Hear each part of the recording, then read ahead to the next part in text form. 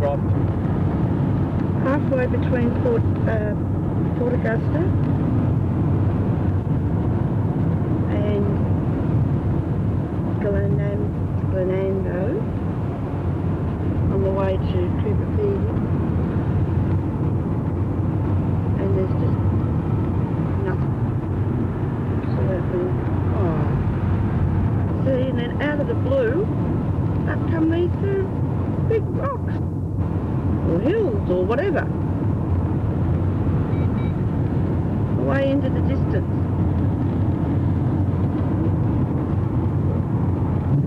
Oh.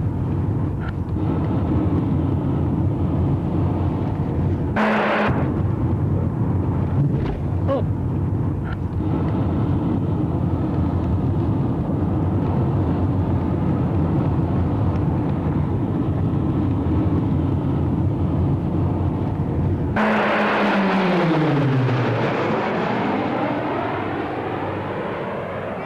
Got some smoke trails.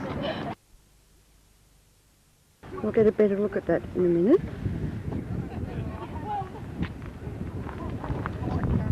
Helen and Ted. Don, the back of Don. He's not looking my way.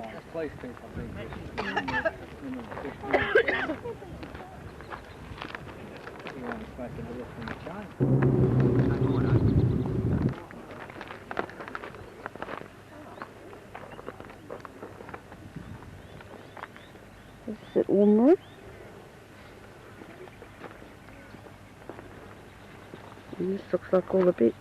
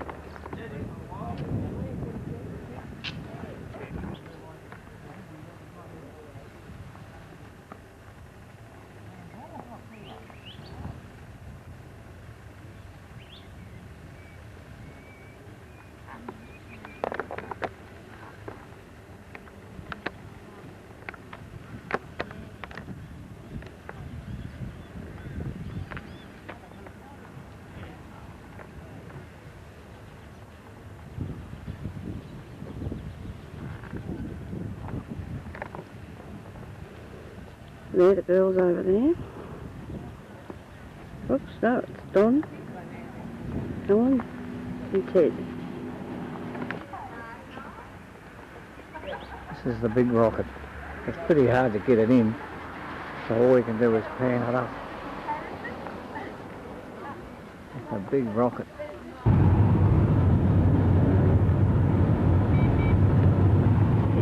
Hard to see. Yeah, it is.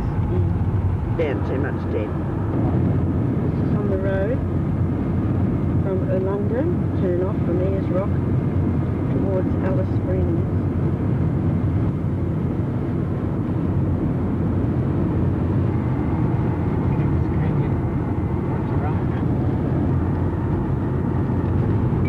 We'll pan it.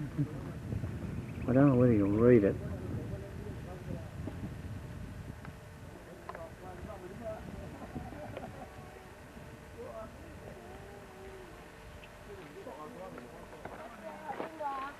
This is the actual old boiler station, the original one, the telegraph station, as you can see.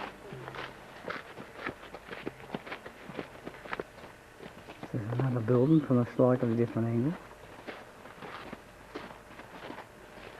Oh, I don't know why you're not. Maybe you got it too close up. Take it back over. Right. Lifeline to the world.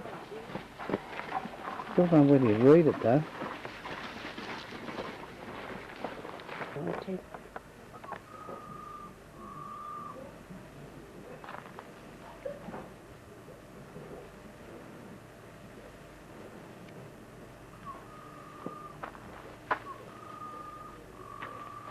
Your one?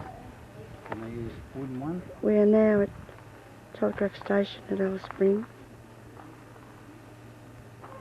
Started in 1860 by Todd and his wife Alice.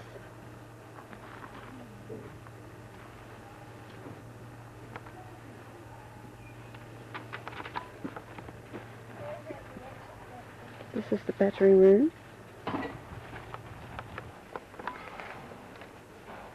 This actually was opened in 1872. It's 1860 that they first came and chose the site.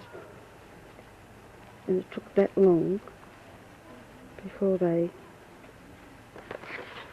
could move on and have it built and start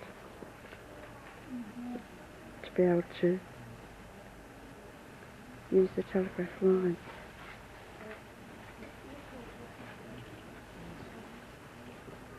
That's the residence and the kitchen. And this is the barracks.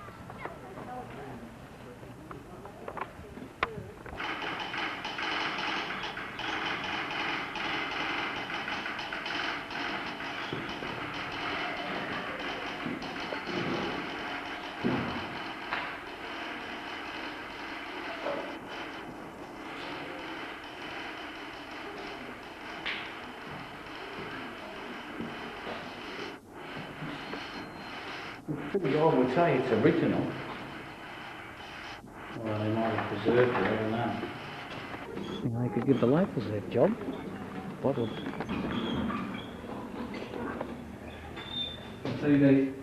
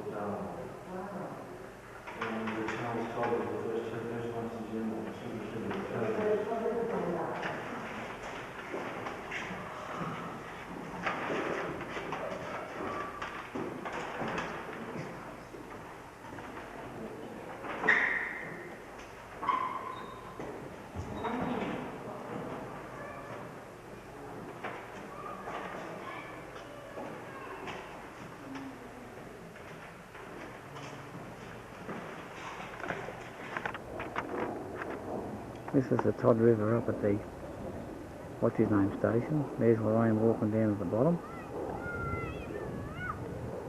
For the Todd River at the telegraph station.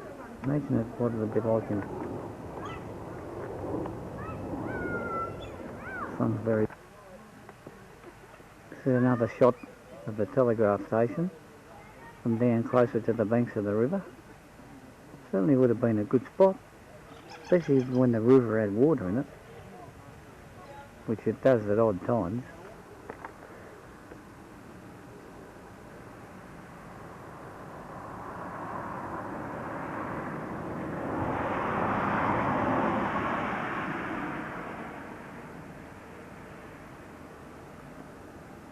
This is on the way out of the telegraph station, and the view as you head back towards the road. We're inside the Transport Museum in Alice Springs. This is a good shot of an A model Ford, 1913 model. These are all early model Fords. This is a 1923 Chev. It looks like a 30. It's a 1932 Ford, the first V8.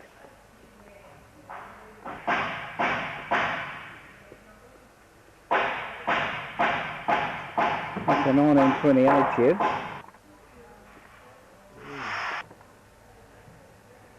And that's what we should still have today.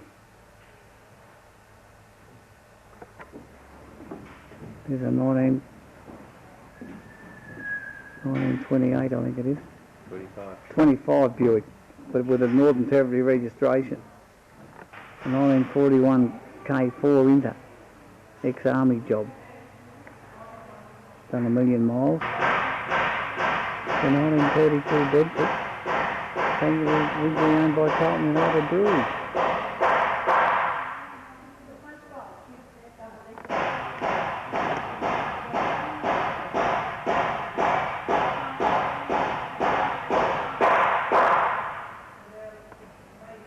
This is a fire engine from Charters Towers.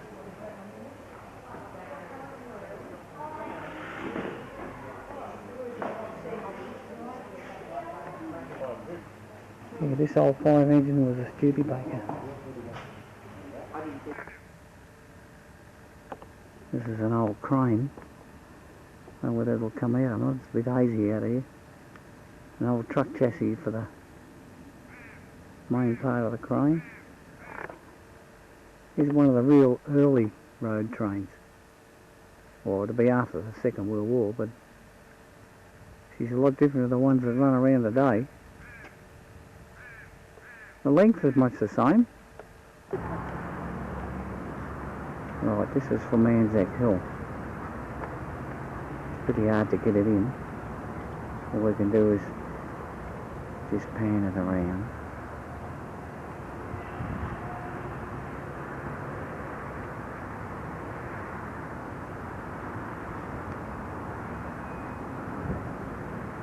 A lot bigger place, Alice Springs, than I thought it would be.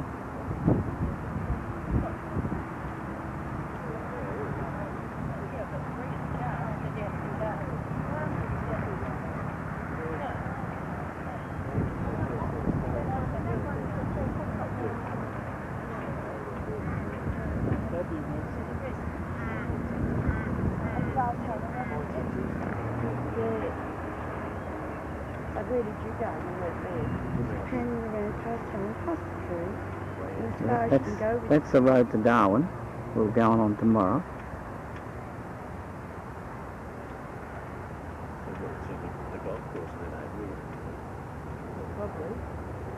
That's Helena Don.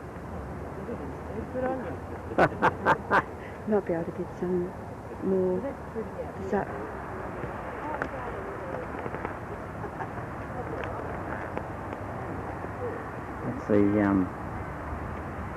That's the train station where the GAN comes in. Maybe I'll see a little bit of the GAN. Pretty bright sunlight.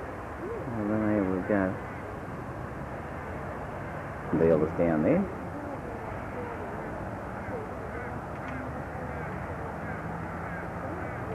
canals, and the train comes in what they call the Gap, and that's where they called it Gap Road.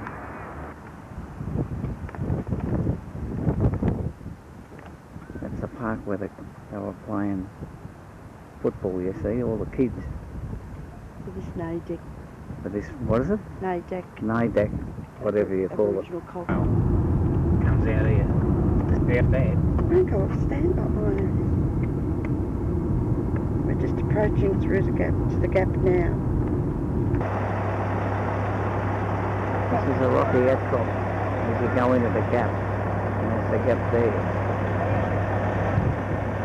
The other side. This is Simpson's Gap. 20 minutes return, so it's only 10 minutes there and back. Sure, you're right.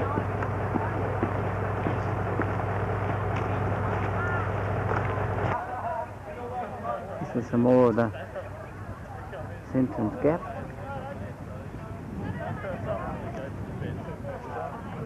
Don't you dare, Ted. Not the back of you. It's a beautiful gum tree with the three musketeers at the base.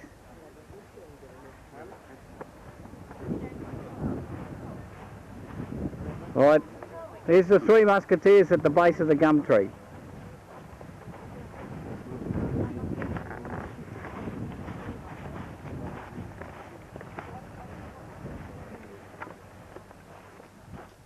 It'll give you an idea.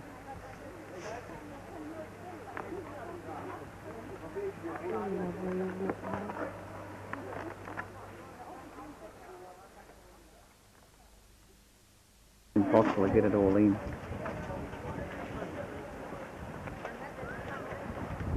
Really pretty. Gap. This is the most beautiful, incredible country. This just won't take it in. Nothing can. Hey? I'm just saying nothing can really take it.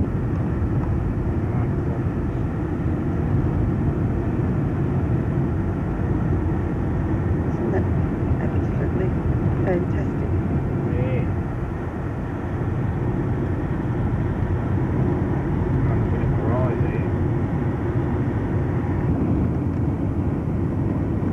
Approaching Stanley Chasm.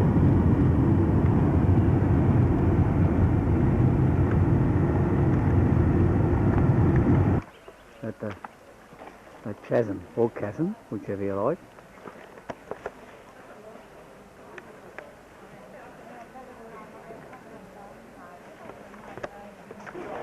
And you don't get it. You've got to see through when you get it. Yeah, sort of. Yeah. Get my head in. Oh, sorry.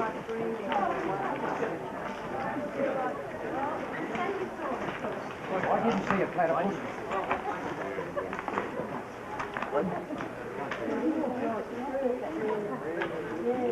This is the chasm. Oh, ah. What is that?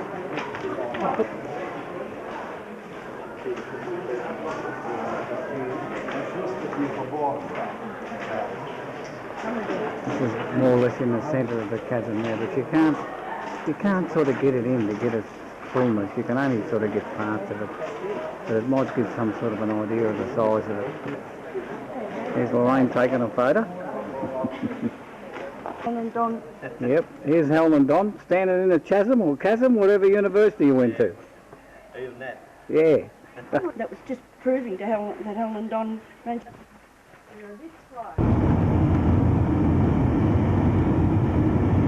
This is coming back into Alice Springs.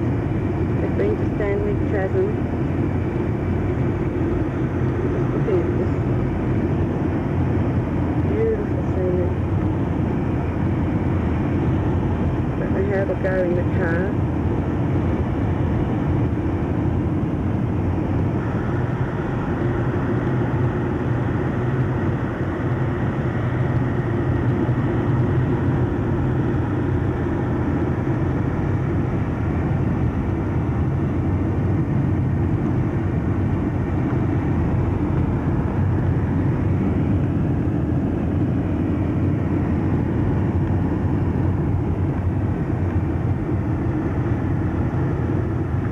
I'm trying to get the whole lot in to give a full idea of the enormity of it.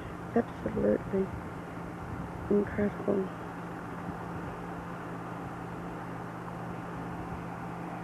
And there we are in the cars. Yeah, this is the marbles, the devil's marbles. A bit bloody bright. I'm not sure where they're going to come out. Here's one here, you can see the split off the rock.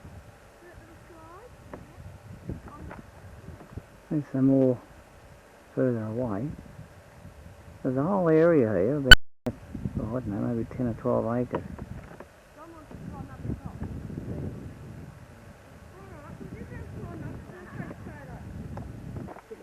It's not drive down and then just back out.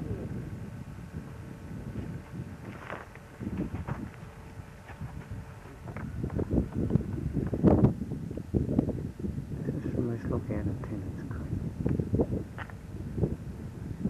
We'll get into this pan around. Up it comes out.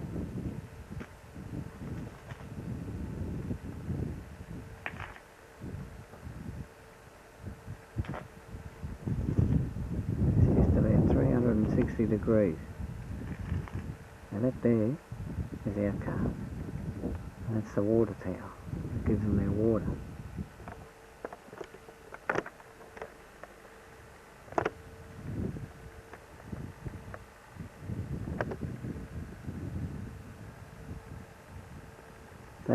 That's the other water tank back in the town itself, which is about, I don't know, 4 or 5 kilometres away.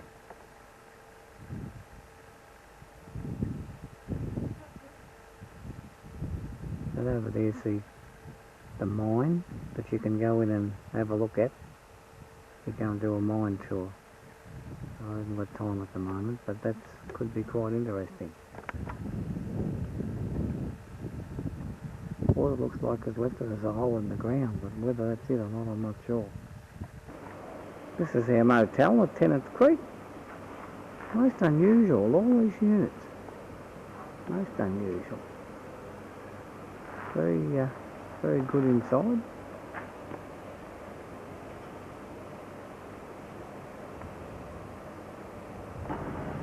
This is the Daily Waters pub.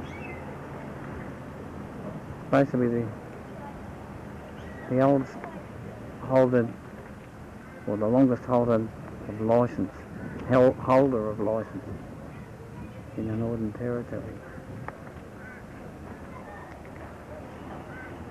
Seems pretty primitive.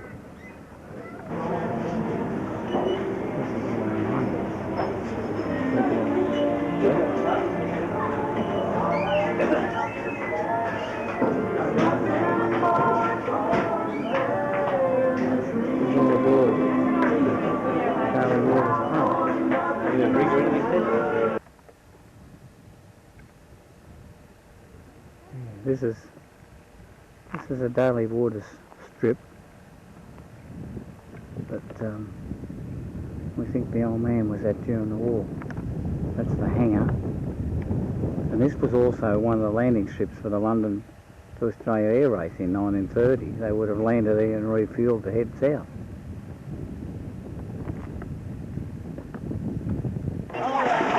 Here's this Manukau thermal pool, close to 32 degrees. But,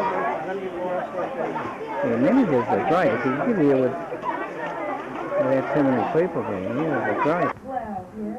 This is inside our little cabin at Catherine. Very neat, very nice little job. The idea of the show is to, I guess, explore and discover talent. And so we went down the path of doing that. We had an extensive version that people really saw. This is at Catherine. This is the outside of our little cabin. And that's just in the background is the toilet and shower, which is our own. We have a key to it.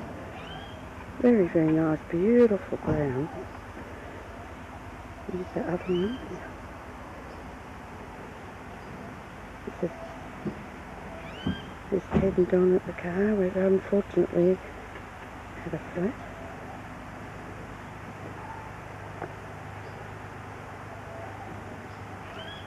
This is Helen's. Nearly tripped over.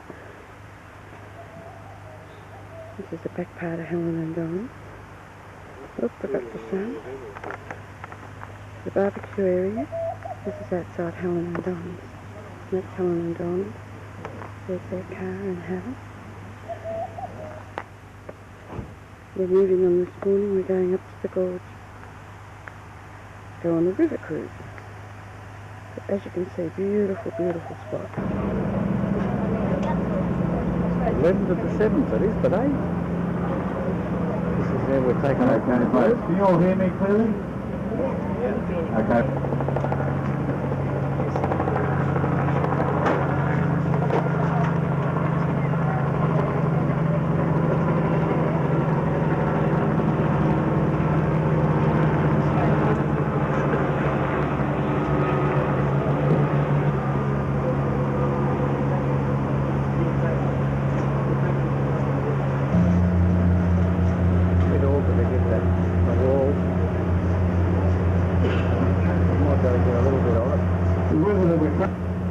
When it crossed the river about 40 kilometres upstream from here.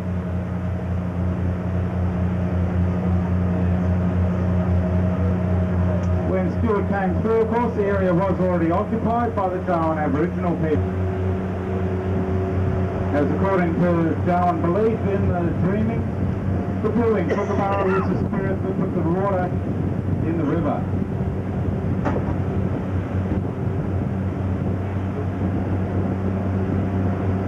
Okay, we've entered the sandstone. It's part of the Convolgi Formation, which geologists tell us is about 1,650 million years old. That's about 1/3 of the age of the planet as a whole. And it means that this rock is too old to contain any fossils.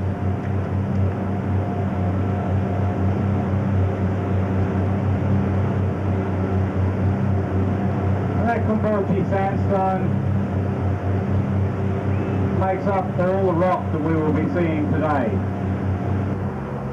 That area is used around this time of year by freshwater crocodiles. They go up there, they dig a hole and lay 12 to 20 eggs in the hole.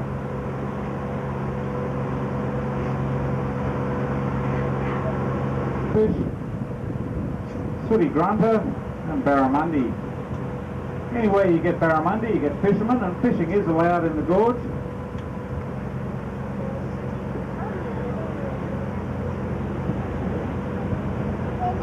Today.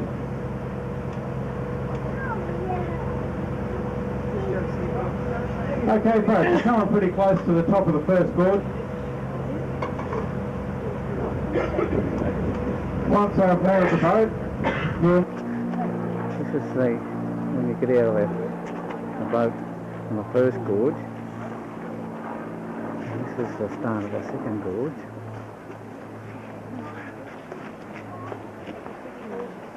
The canoe, we've still got to take all their canoes over all these rocks.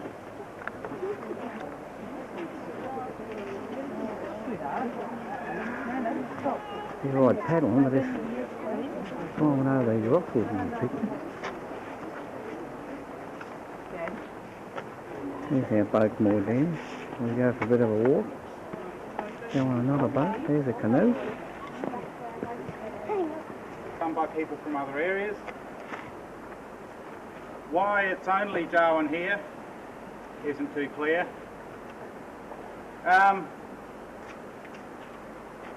These paintings are believed to all be between 9,000 and 12,000 years old,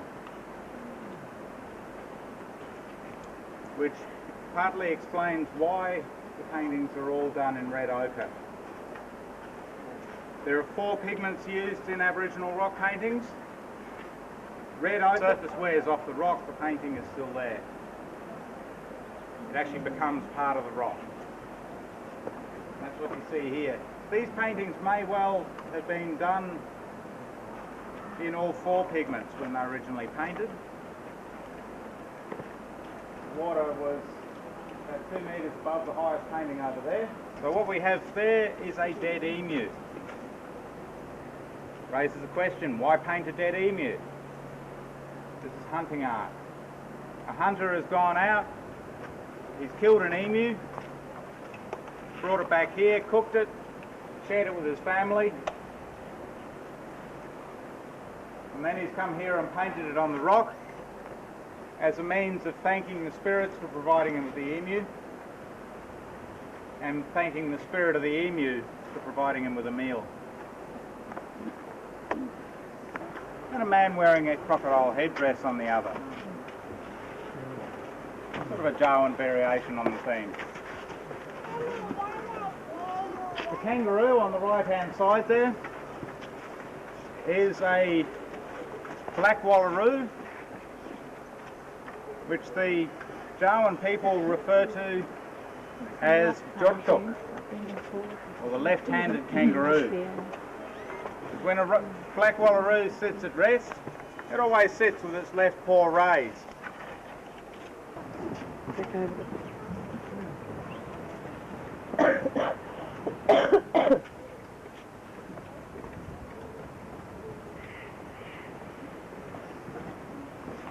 Pretty rugged old rocks. Yeah. And that's the other boat we get on and go chuffing up the other gorge.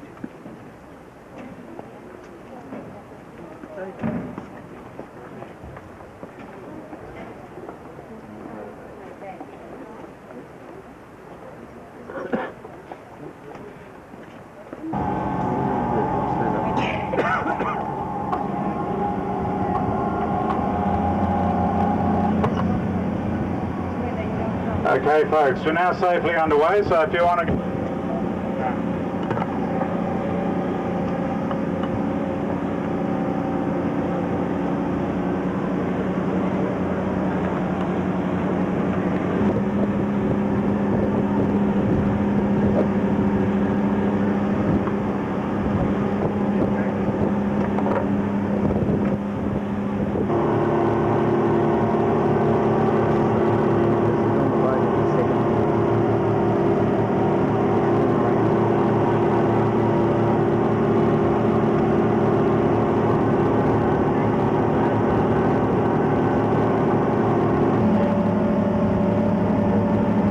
and souvenirs such as t-shirts, tea towels, teapots and the like.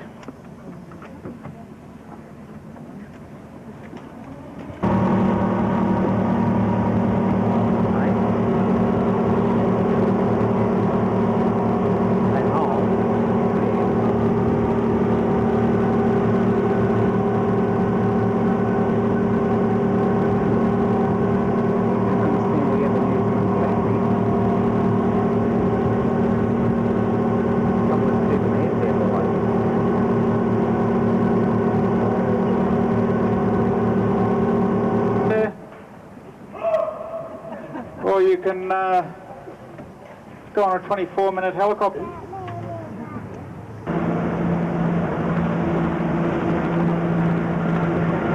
The average depth of the water in the gorge system is about 6 metres.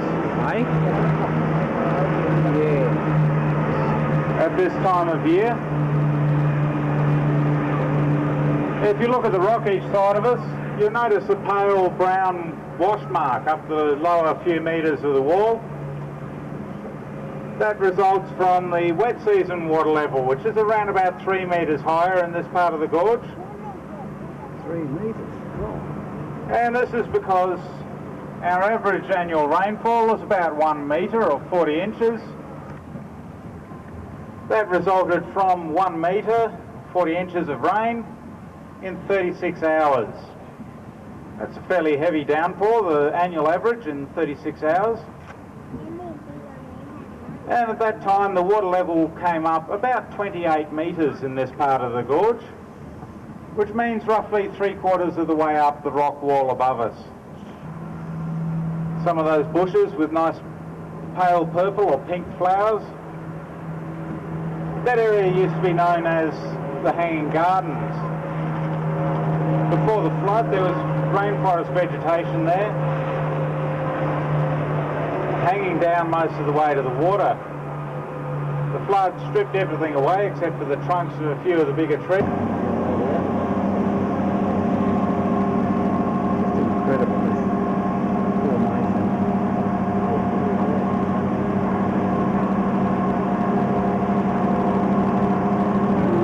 It's coming back the other way now. Couple of the millers.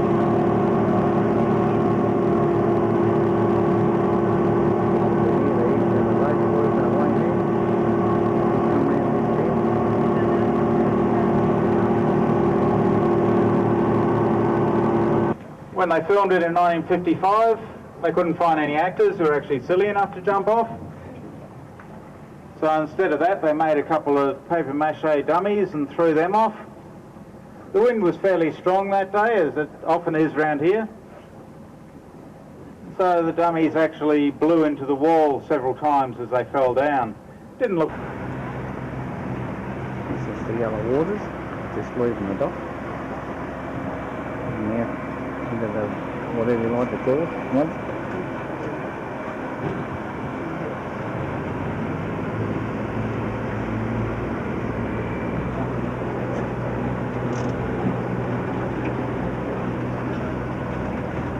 Come out.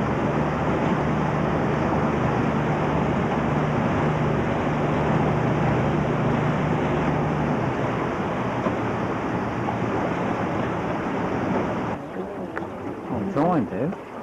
Can't see anything.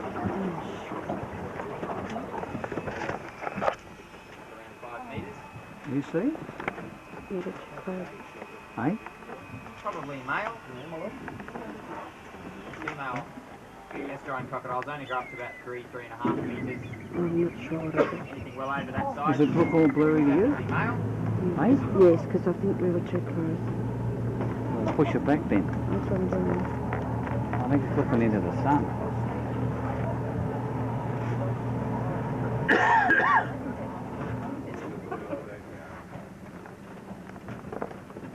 Crocodiles eat mainly fish. So the remainder varies quite a bit. So occasionally I'll grab a bird. Things that come out of the water to drink, so wallabies, pigs, horses, all this. Quite happy to take a human if they got the chance.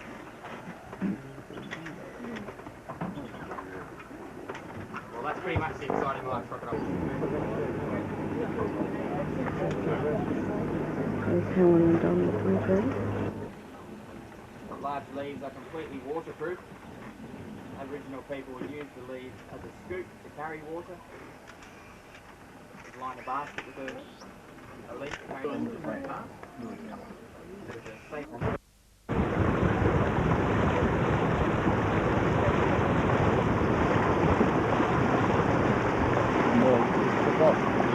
Starting off the South Alligator into a large backwater.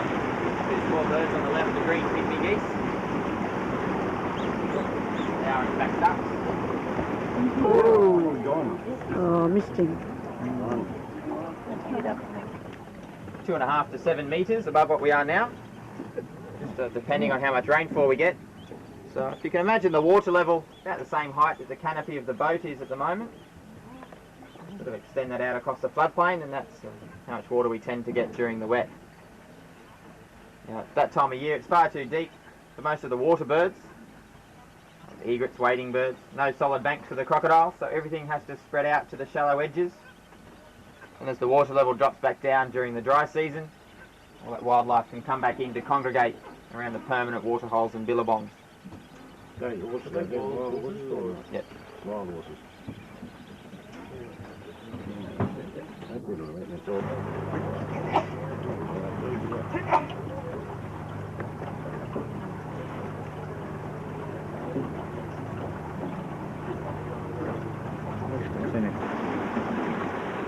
Fields them around, they'll stand off. Males have a green national head. You can see the white. I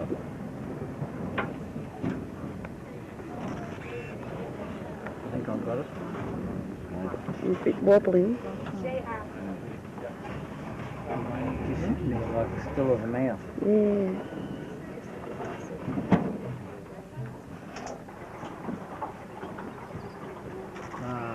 took him. She got him as he took off.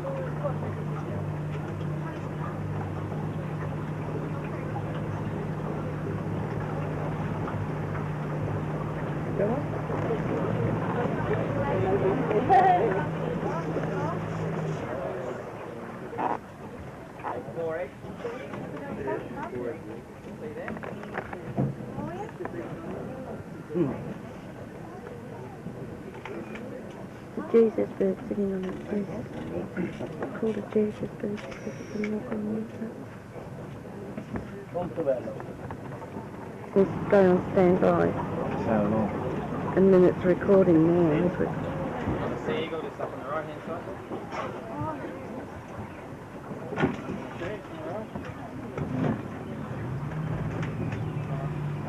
And sea eagle was this.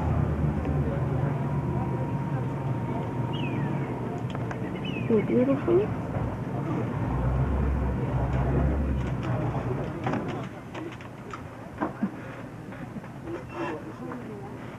Got a bounce on the back. Oh, that's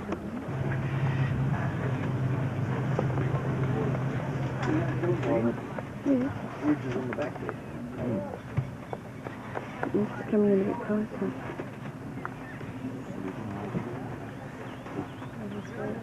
There, it's a black one. Yeah, I've got it. Not easy to see. No, they're not.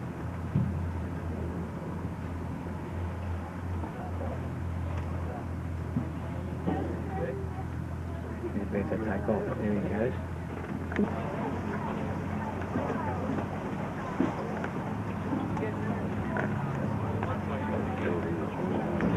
The usual way backing up at one really, man, because I don't think there's much to see between here and Darwin. And we can charge them on tonight.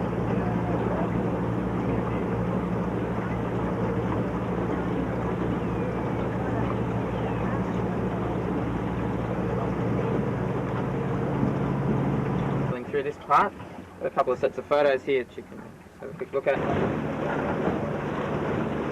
Got both your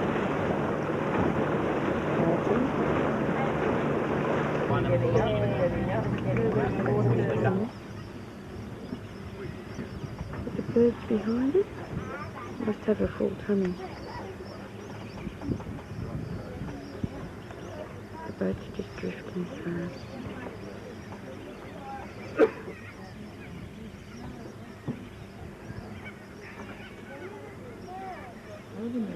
Oh,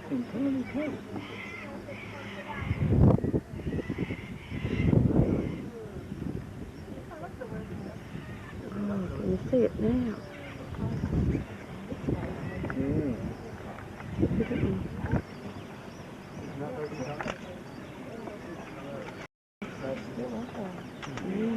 He's obviously got a full belly, he's not investing up there.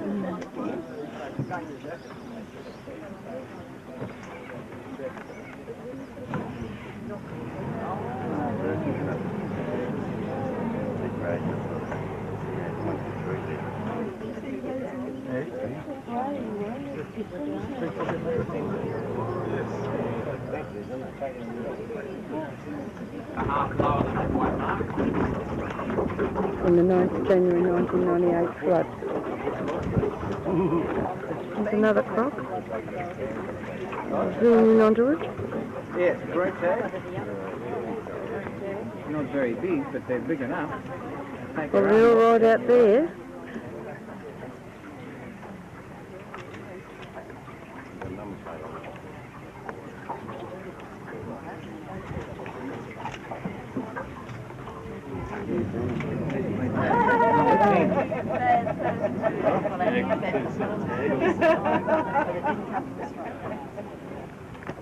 Well, he's actually moving. I'm just wondering, we might be able to get one jump out of him, Sandy. Looks pretty keen. It's not often we see old Hannibal. Now it's still far enough away from the boat, Jenny. We might just give it a go. If it takes too long, we'll just pull the meat up and head up the river. Hannibal, 6 metres, 75 to 100 years of age, a tonne in weight. Now we'll just jump him up the once because we have... Oh, lovely jump. Oh, you got You got one. We'll just get him out of the way so Hannibal doesn't eat him. Have a look at the size of this crocodile. He's huge. That little crocodile there, well, I'm glad Sandy gave him something to eat, otherwise we might have caused a bit of an argument here. Can't have that. Look at him. G'day, Hannibal. Haven't seen you for ages. You can see on the, as we're looking at him now, the right-hand side, his ears sort of hanging off a bit there. He's been in a few blues, old Hannibal, in his time. Right, here we go. Pieces of pork, that's what Sandy's giving Hannibal.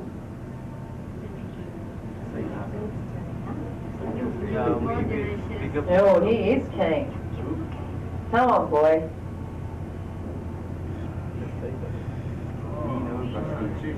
Up you get. Here we go. Oh, lovely jump. Beautiful. That's excellent. We're going to get another jump out of him for sure. Tide has slackened just a little bit, so it's not running too fast now. Yeah. There he is. I've got the thing going on him. Old Hannibal the cannibal. Biggest crocodile we feed on this stretch of the river. Don't often see him, so we are very lucky.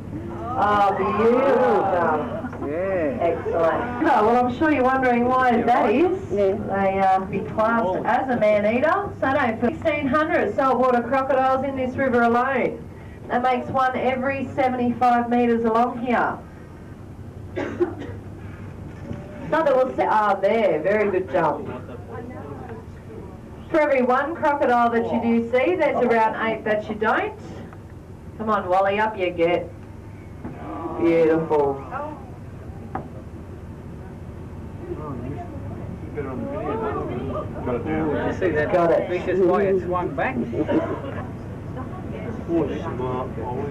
Now have a look at the eyes, they're cat-like eyes, binocular vision, seeing directly out to the front, a little bit to either side, a normal set of eyelids. Plus a third transparent eyelid that closes over the eye when they are under the water. Their eyes are set up on their heads for very good aerial viewing.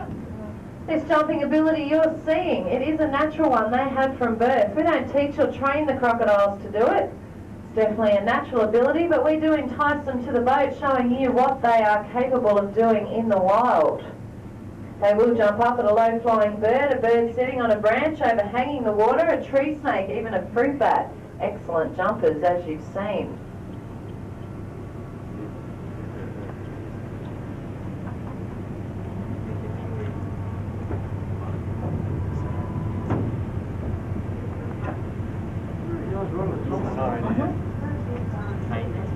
Even though they have got good vision, that wind's just blowing us away from the crocodile there. Sorry, Sandy. Even though they've got good vision, they can't see a thing under this muddy water, so they rely on vibration sensors. So sensitive, they can sense a mud crab digging in the mud, can certainly sense the vibrations of our large diesel engines thundering up the river. They have come to know us, come to trust us. We've been doing these tours now for over 10 years.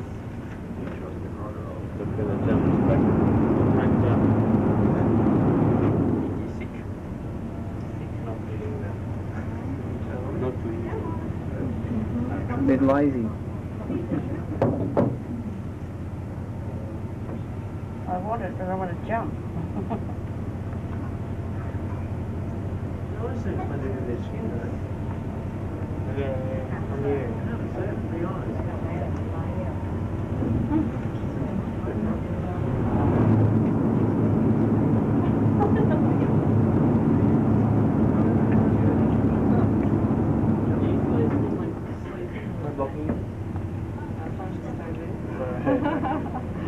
Stupid thing to do.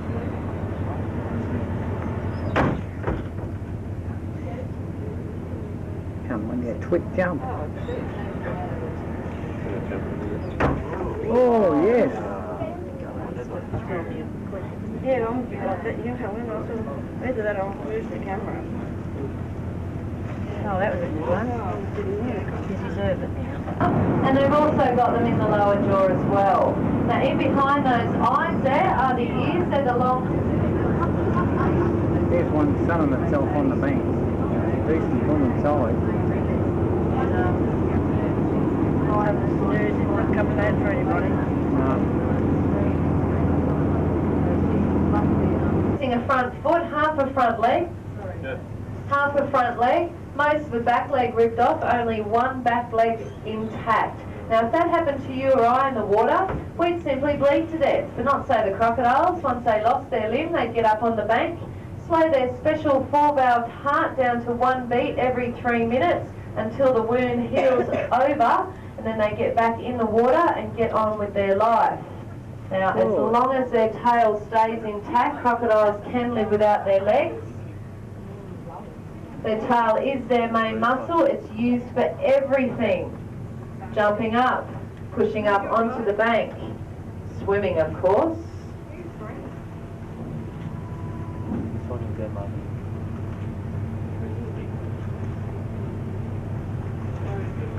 Oh, Bogart, you big wuss.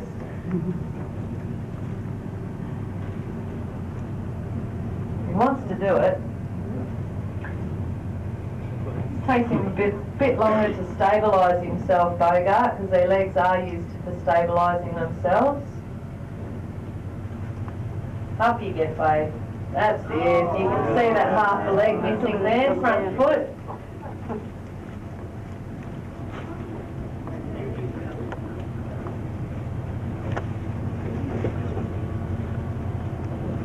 Lovely jump. You're probably wondering how a crocodile like Bogart gets overland.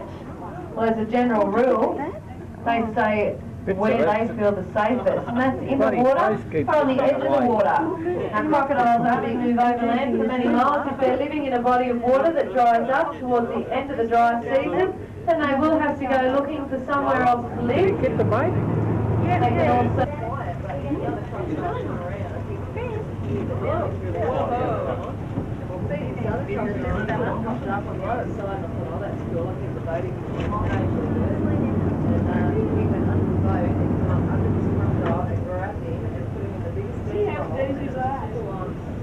We've got every single window on the outside of the boat, and I just splashed it, and it was just that close, and it was great. Everyone was just like, whoa, these two huge crocodiles have to go at each other.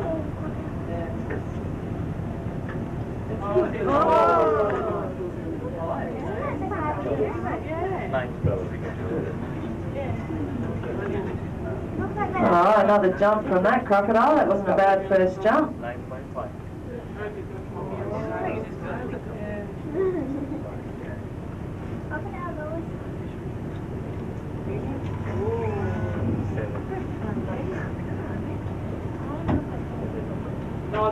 Ben gets his piece of meat. Excellent. How old would he be? 75 to 100 years of age.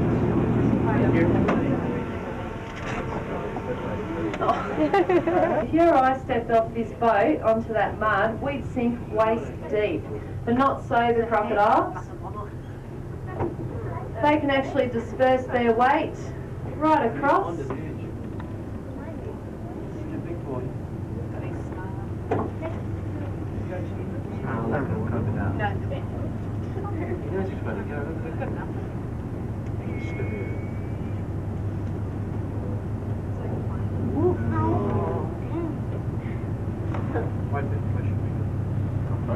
Get it up there.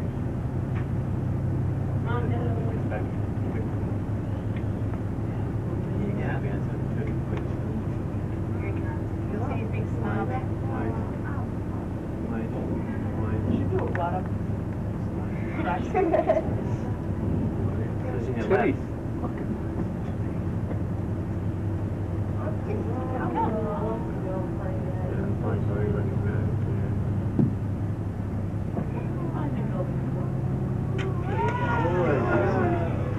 Look up that one. Yeah.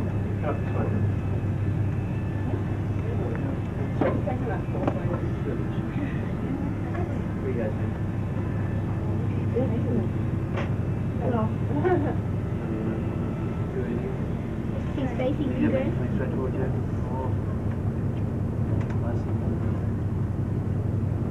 You see that?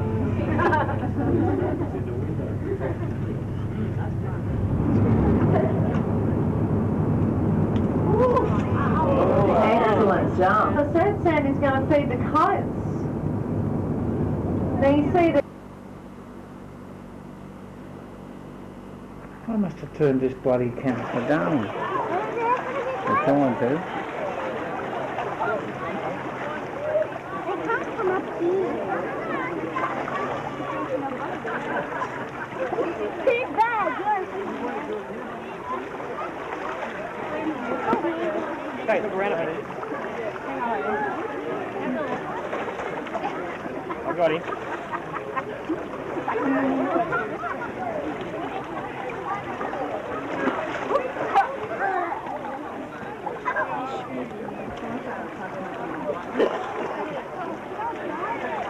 Get some more out of them. Okay. Oh yeah, got that. Nice and high too. Yeah. Look, Ted. Get those ones? Yeah. Yeah, that's Oh lovely yeah, and they're high. fighting over it now. Beauty. That's why I'm not like the cook. Take a foot off. Yeah.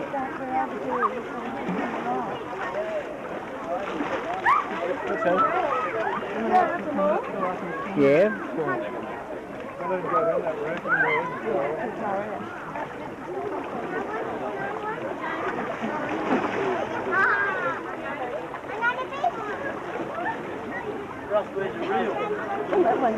Got any left or you're gone? No, I've got more. Are you still right? Yeah. Oh yeah, that's a good one.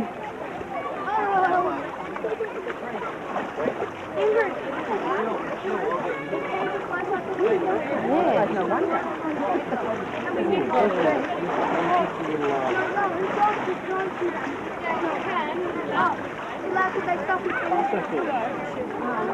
They're just beyond me, I think.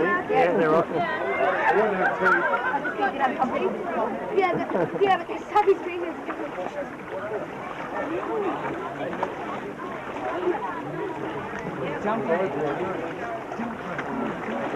Oh, great.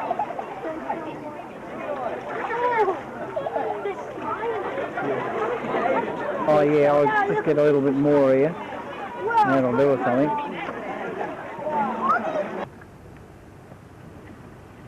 This is a shot taken off the Darwin wall with the sun right behind me. It's as glary as hell. It will come out.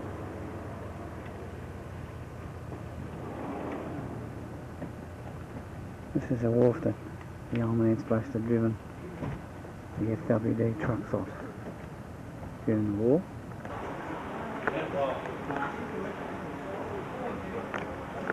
This is the model of the boat that goes around the bay. This is the Stokes Hills Wharf. It's all fish and chips and all sorts of food. A set? No, oh, I got that one. This is all the people sitting on the pig. Fish and chips.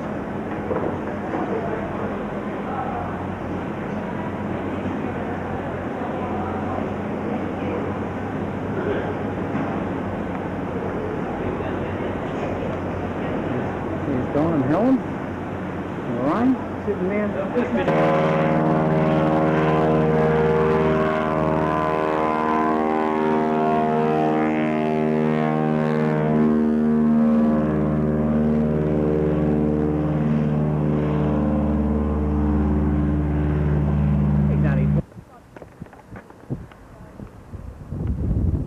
Very glary. I don't know whether it'll come out.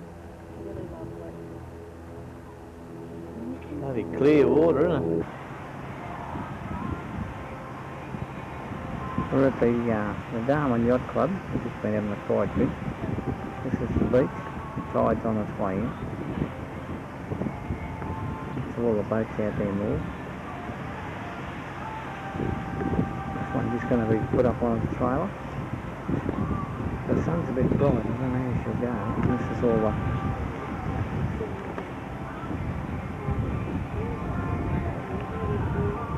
the tables. Helen and Lorraine sitting there. This is all the yacht place.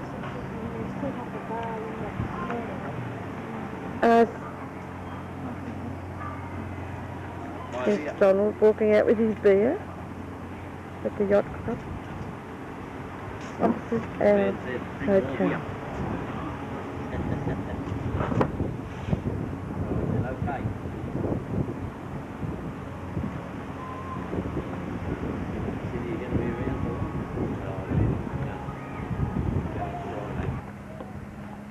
I don't know whether it'll come out. It's awfully sunny.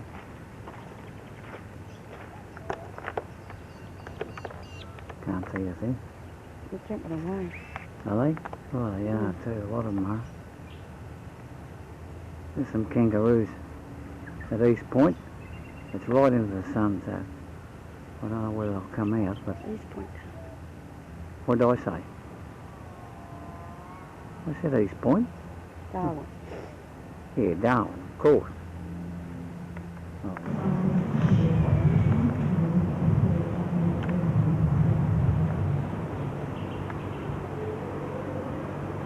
This is a photo of the wharf at Darwin.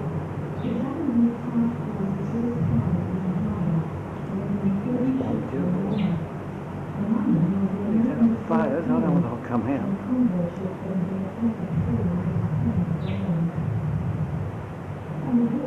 That was a post office. That was a RAF base. No, I'm recording. These are other photos.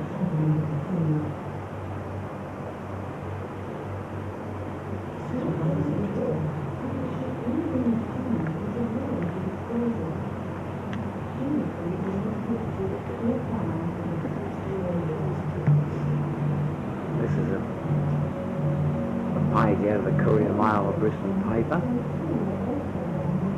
Tells you a bit about the war.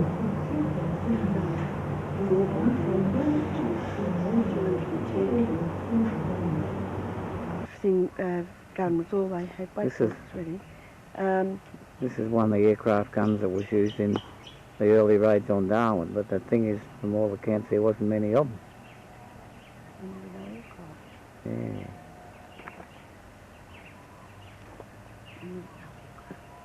And there was no air.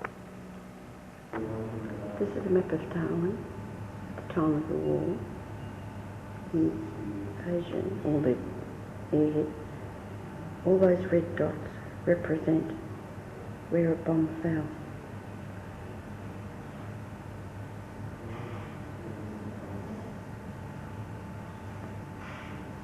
So they were certainly hit hard. Yeah. 230 killed, 400 wounded.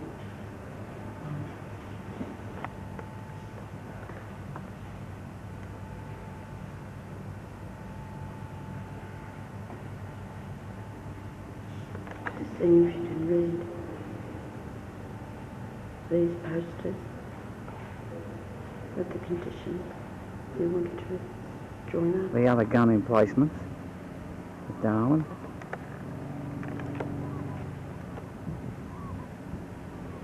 Oh, where it'll come out to, but it's in. Procrastinate about it.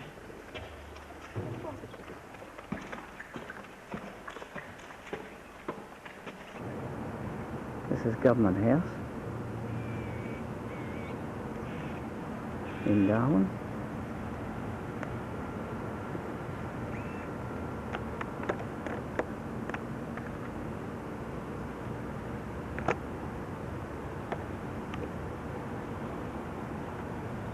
This is Government House in Darwin.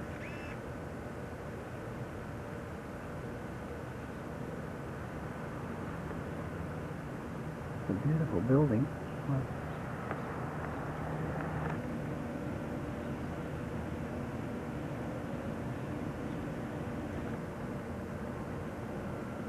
It's self-explanatory when you read that, if we can read it. And this is the actual memorial thing. A strange looking thing.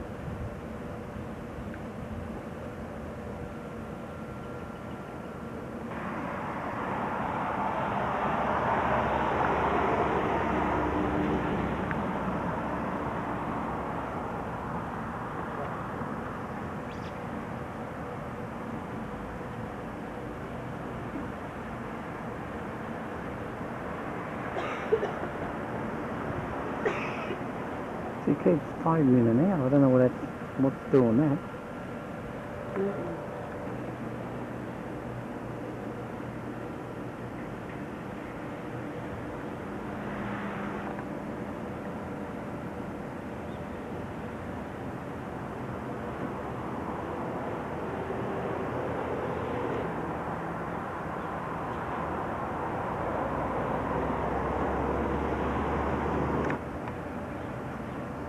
What's the name of this wharf again? It's the Stokes Wharf. Stokes Wharf, yeah. Where we had our fishing. This where the writing's on the roof. That's the wharf, and that's where all these restaurants are. Stokes Wharf. Yeah, if I can hold it still.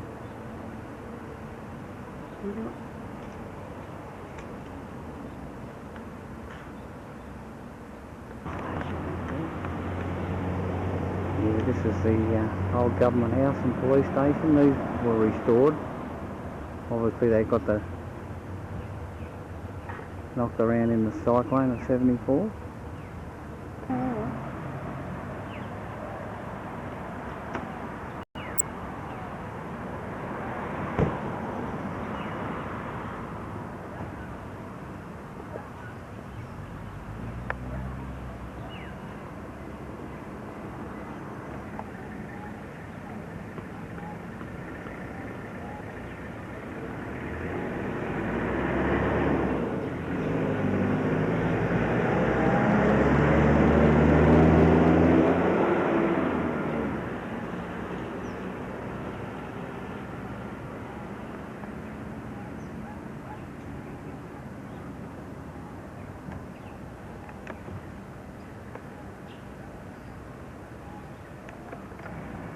And some more historical buildings in Darwin, which we presume were restored.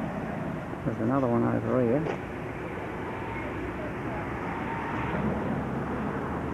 This is the Anglican Church in Darwin.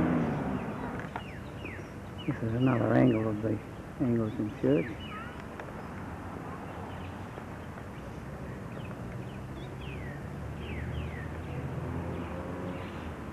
Geez, that bloody zoom's incredible. Now, That I think is the freezer